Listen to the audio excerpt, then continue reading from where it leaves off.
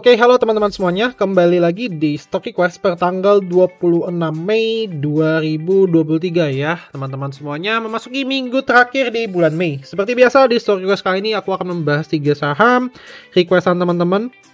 Dan semoga di antara 3 saham tadi ada yang bisa kita tradingkan ya minggu depan. Overall, minggu kemarin aku sempat mention ada JPFA dan ternyata juga langsung jalan. Terus kemudian ada juga sempat aku mention saham KIN ya, dan itu juga sudah mulai jalan.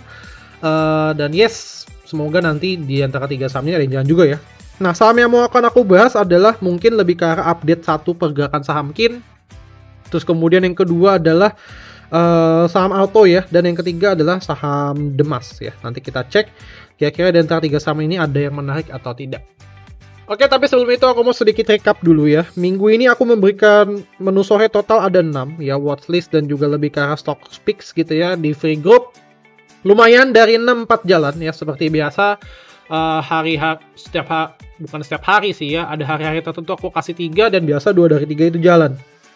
Nah, apakah yang satu itu nggak jalan? Jawabannya enggak ya, jawabannya adalah jalan juga. Cuma memang naiknya itu nggak signifikan dan nggak sesuai dengan ekspektasi kita ya. Jalannya cuma sekitar 1%. Ini contoh ya. Ini kalau nggak salah, aku lupa ya di hari Senin atau Selasa gitu kan. Aku ada rekom GTRA dan NICL ya. NICL bahkan sampai auto reject atas. Mungkin teman-teman juga di sini ada yang menikmati ya di saham NICL keuntungannya. Ya di sini ya, kalau nggak salah aku call di sini tanggal 23, besoknya di tanggal 24 auto reject atas ya. Terus kemudian GTRA juga sama ya, kalau di tanggal 23 besoknya masih naik lagi 4%. Terus kemudian ada Sage dan Pico ya, ini baru-baru ini ya aku kasih watchlist tanggal 25, besoknya lumayan naik. High-nya sempat nyentuh 17% ya. Untuk Pico juga sama ya. High-nya sempat nyentuh bahkan 28%, jadi bukan 19% lagi. Terus kemudian ada Wine juga, ini cuma naik tipis-tipis lah ya. Ya kita nggak anggap itu sebagai trade dan cuan lah. Oke, jadi congrats bagi teman-teman yang ikutan ya.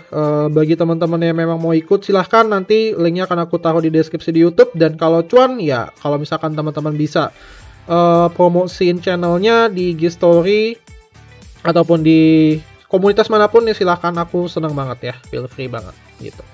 Oke, itu aja paling terkait watchlistnya. Semoga minggu depan ada yang bisa kasih cuan lagi lah ya. Nanti akan aku recap selama bulan Mei ini win rate-nya berapa persen gitu. Oke, next kita akan lanjut dulu ke pembahasan pergerakan IHSG ya. Seperti yang sudah aku mention, mungkin di sini teman-teman juga ingat bahwa IHSG setelah membentuk pattern head and shoulders ya. Di sini ya, di sini left-nya ini head-nya, ini right shoulders-nya yang kecil. Dan IHSG memang lebih cenderung untuk berpotensi untuk dia koreksi minggu ini ya. Seperti yang sudah aku mention, teman-teman bisa buka lagi di videoku sebelumnya ya, minggu lalu. Dan yes, ternyata minggu ini IHSG ditutup melemah minus 0,2% ke sekitar area 6687 ya. Menurutku minggu depan IHSG akan bergerak sideways lah ya, lebih ke rentang sini aja, mungkin di sekitar 6660 sampai 6700. Jadi kemungkinan besar gerakannya akan seputar di sini-sini ya. Karena memang belum ada sentimen lagi yang bagus bagi market kita. Tapi memang di sisi lain foreign mulai masuk ya ke IHSG kita. Aku nggak tahu nanti perlakuan atas ARB yang 15% di tanggal 5 Juni mendatang itu akan mampu menarik investor foreign masuk lagi ke bursa kita atau enggak. Tapi overall sih udah kelihatan ya bahwa foreign itu kan juga sudah mulai konsisten masuk ke IHSG kita ya, dan sempat memang mereka TP di take profit ya dari awal Mei ke pertengahan Mei, tapi sekarang trennya mulai bagus lagi. Minggu ini tuh sekitar 1,5 sampai 1,7 triliun ya inflow dari foreign kita.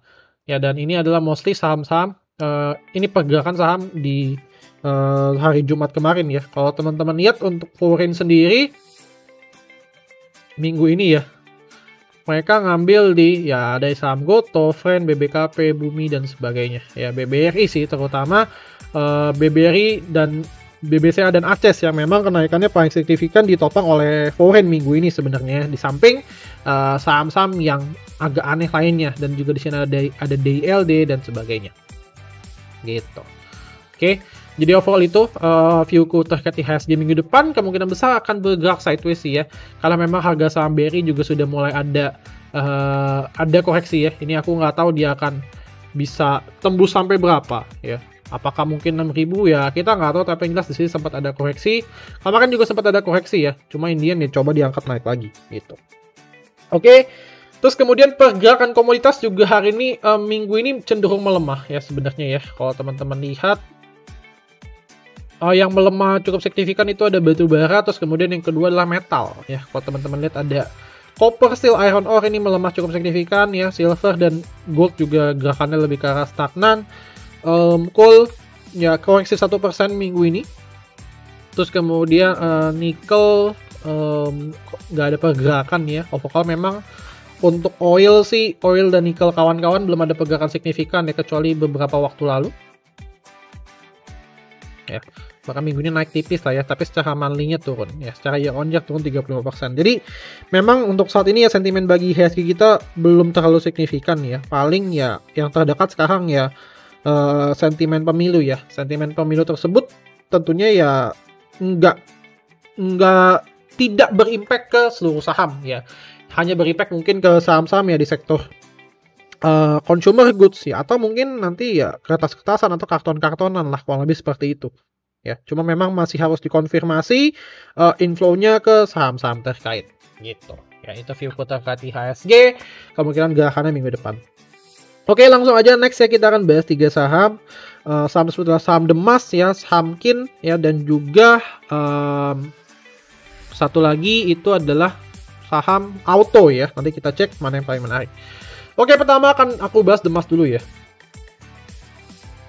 Nah, untuk Demas ya, ini kan memang dia bidang industrinya kurang lebih mirip ya dengan BES ya. Kalau teman-teman lihat Demas dan BES ini ya kurang lebih mirip-mirip ya. Dia adalah sektor industri industrial land kalau nggak salah ya, kurang lebih seperti itu ya.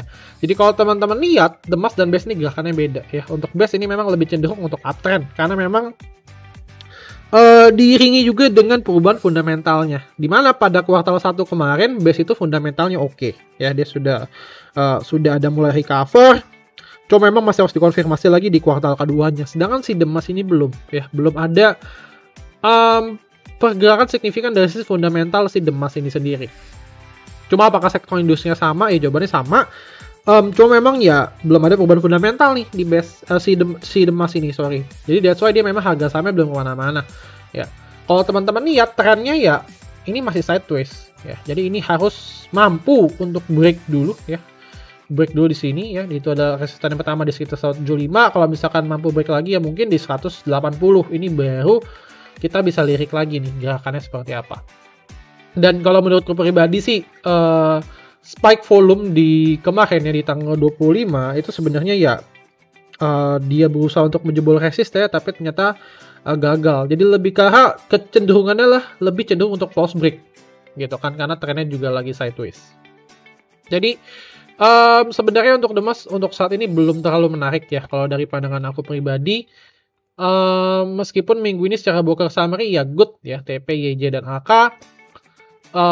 Cuma memang aku masih nunggu nih apakah dia berhasil break di 180 atau enggak. Kalau misalkan berhasil break 180 ini kan cukup oke ya. Dimana dia sideways-nya cukup panjang ya, terus udah gitu broker summary-nya oke. Terus kemudian juga dia berhasil break resisten kuatnya, ya itu baru akan aku lirik sih. Ya mungkin di 175 dulu lah. Kalau misalkan dia berhasil closing di atas 175, mungkin teman-teman bisa coba ambil posisi ya. Terus kalau misalkan di atas 180 ya mungkin bisa coba add di sana. Jadi kalau misalkan aku boleh summary terkait plannya untuk Demas ya, lebih nunggu buy on breakout ya. Jadi kalau misalkan teman-teman beli di 176, kita akan coba buat trading plannya ya, mungkin stop loss di sini oke, di sekitar 170. Coba balik lagi ya, ini sih dia memang sahamnya, tipe sahamnya itu bikin ekor yang cukup panjang. Jadi kalau misalkan teman-teman buat stop loss-nya, ya saranku sih lebihin 3-4 tick gitu ya, dari level supportnya, lastnya di 167 ya. Terus kemudian next targetnya mungkin kalau misalkan dia berhasil break ya ke satu sini lah ya, di sekitar area 184 atau 185. Kalau misalkan dia berhasil tembus lagi mungkin ke sekitar area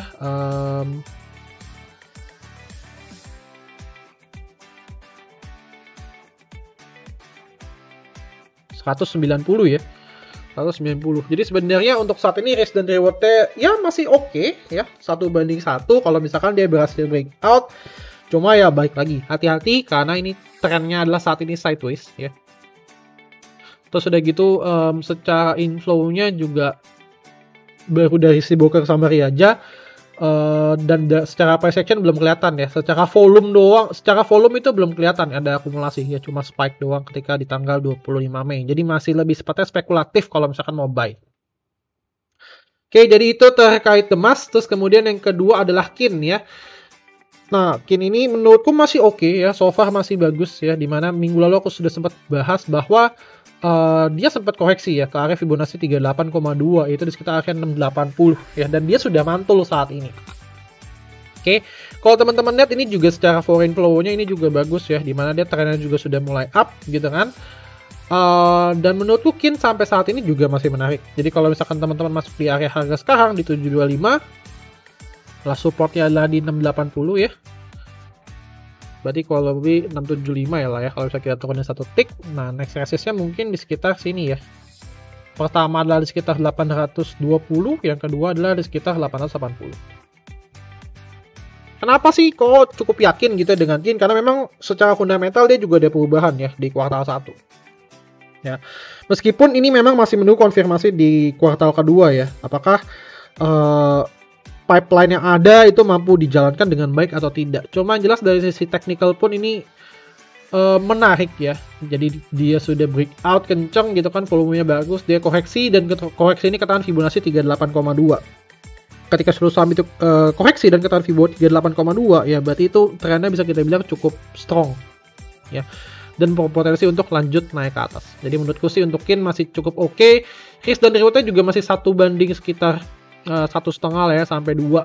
Kalau misalkan teman-teman mau incer target di 760 ya, ini juga masih good sih kalau mau main pendek. Jadi menurutku KIN masih oke, trennya masih up dan juga masih on track ya. Terakhir adalah di saham auto ya. Seperti yang teman-teman tahu beberapa waktu lalu itu kan saham-saham otomotif sempat manggung ya. IMAS, Auto gitu kan, DRMA ya, dan saat ini ya lagi cenderung untuk ngerem ya, lagi cenderung untuk ngerem. Tapi menurutku sih teman-teman bisa coba spekulatif buy ya dengan menggunakan ya indikator EMA 20 ini ya, karena kalau misalkan teman-teman lihat behaviornya beberapa waktu ini itu cukup nurut lah ya dengan EMA 20. 1 ya kan, ini 2 gitu kan. Terus kemudian yang ini 3 dan 4 ya. Jadi menurutku sekarang lagi on support dan low risk ya. Jadi kalau misalkan teman-teman entry di area harga yang sekarang, maka sebenarnya risikonya nggak gitu gede ya. Teman-teman bisa put level stop loss-nya bisa teman-teman bagi menjadi 2. Yang pertama adalah di sini ya, di sekitar 1960. Dan yang kedua adalah mungkin di sini kali ya lah supportnya. Jadi untuk jaga-jaga kalau misalkan dia false break dari EMA 20. Nah, EMA 20-nya itu ada di sekitar 1950 ya. Jadi kalau misalkan teman-teman pakai support satu di 1950 itu juga silahkan. Dan lastnya bisa put di sekitar area 1900 ya. TP areanya di mana? Itu bisa teman-teman put di sekitar sini ya, 2100-an. Dan kalau misalkan dikasih lebih mungkin di sekitar 2230. Jadi menurutku untuk auto masih good ya, trennya juga masih up ya, tren yang mendahului ini up, dan ini berpotensi untuk membentuk pattern ya. Kalau teman-teman lihat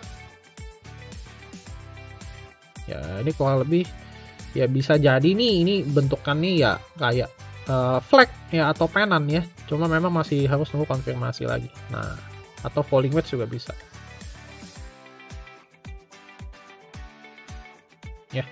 Jadi itu terkait auto. Kita akan coba buat trading plan-nya ya.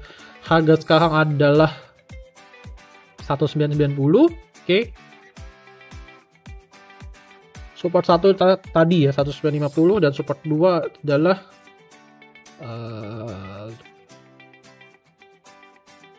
auto tuh fraksi harganya bentar ya, aku lupa. Oh, kelipatan 5 ya. Berarti 1945 dan 1895 ya. Rewardnya ada di sekitar 2100 ya, 2120. Dan juga yang kedua adalah di 2240. Jadi menurutku sih untuk saat ini risk dan rewardnya juga menarik di saham auto. Jadi teman-teman bisa jadikan watchlist minggu depan. Oke. Paling gitu aja ya teman-teman terkait stock request kali ini. Semoga bermanfaat. Kalau misalkan teman-teman mau join free groupnya, nanti linknya akan aku put di Telegram. Ya lumayan lah ya kalau minggu ini, kalau misalkan teman-teman dapat di Sage, Pico, GTH, NICL itu sudah grow tumpeh-tumpeh ya, dikala IHSG minggu ini minus 0,2%. Oke, semoga minggu depan kita bisa dapat cuan lagi ya. Dan jangan lupa untuk like dan juga share ke teman-teman kalian supaya teman-teman kalian ini juga makin pintar nih dalam melakukan trading atau investasi saham. Thank you teman-teman semuanya, dan see you next video guys. Bye-bye.